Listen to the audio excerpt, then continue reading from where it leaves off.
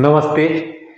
आज हामी हाम्रो शरीरलाई बिस्तारै हानि गर्ने, जसलाई हामी स्लो पोइजन भन्छौँ, र हामी सधैँ प्रयोग गर्ने 4 सेतो विषको बारेमा कुरा गर्न गइरहेछौँ।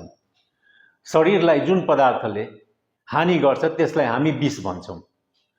कुनै कुरा कम खायो भने औषधि, बढी खायो भने विष हुन जान्छ। पहिलो सेतो विष चिन्नी।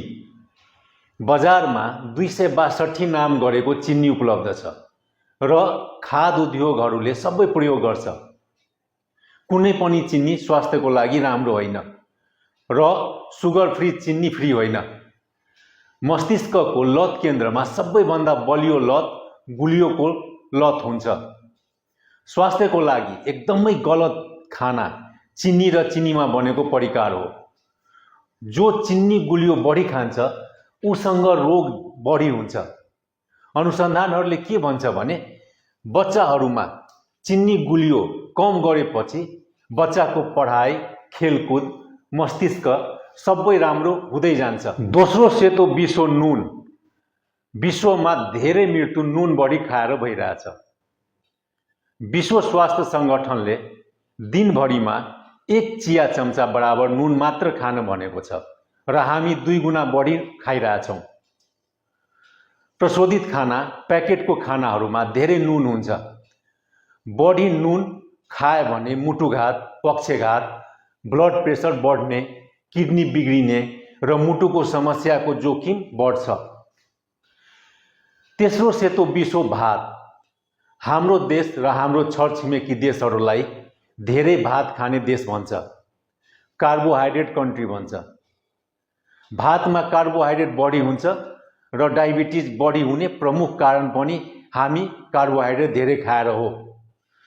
पहिला ढेकीमा कुटेको चावलमा फाइबर बढी हुन्थ्यो, खाना बिस्तारै पच्थ्यो र भातको मार फालेर खाँदा कार्बोहाइड्रेट कम हुन्थ्यो र स्वास्थ्यको लागि राम्रो हुन्थ्यो।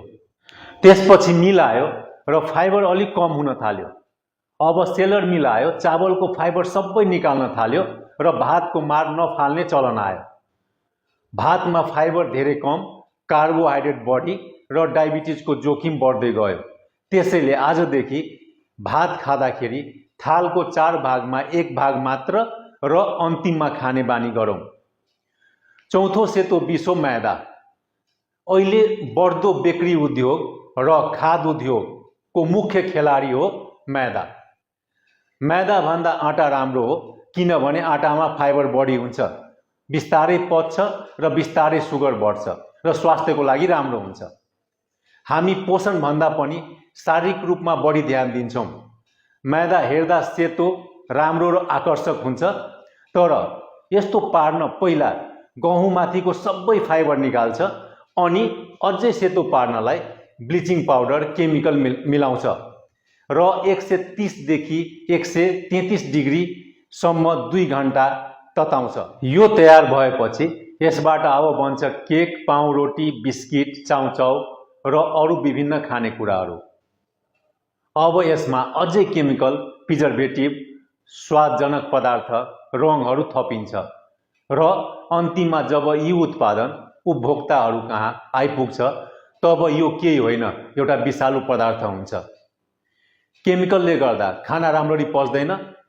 केमिकलले पेन्क्रियाजको बिटा सेललाई विनाश गर्छ, इन्सुलिन राम्ररी बन्दैन र रगतमा सुगर बढ्छ र डायबिटिज हुन्छ। फाइबर हुँदैन, छिटै पच्छ र सुगर एकदमै बढ्छ। ब्लिचिङ पाउडरले क्यान्सर हुने सम्भावना बढेर जान्छ। यो विषहरूले तुरन्तै ज्यान लिँदैन तर बिस्तारै शरीरलाई नष्ट पार्छ। आहारको नाममा आफूमाथि अत्याचार नगरौँ। यदि यो भिडियो मन परेको छ भने लाइक गर्नुहोला। साथीभाइलाई पनि जानकारी दिन मन लागेको छ भने सेयर गर्नुहोला। यस्तै नयाँ जानकारीको लागि फेसबुक पेज फलो गर्न र युट्युब च्यानल सब्सक्राइब गर्न नबिर्सनुहोला। धन्यवाद।